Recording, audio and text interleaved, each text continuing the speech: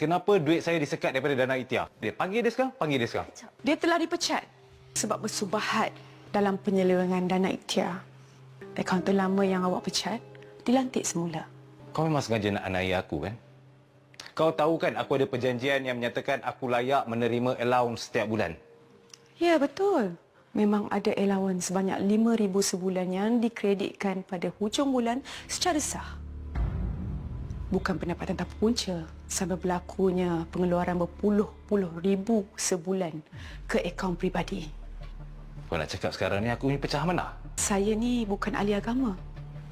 Tapi saya tahu amanah itu berat. Hak orang lain, kan? Sekarang baru saya tahu dari mana datangnya semua kemewahan tu. Aku akan saman Baitul Khadijah. Buat kau menyesal sebab aniaya suami kau sendiri, ya? Saya tak pernah aniaya sesiapa. Saya cuma betulkan apa yang salah saja. Kau tunggu.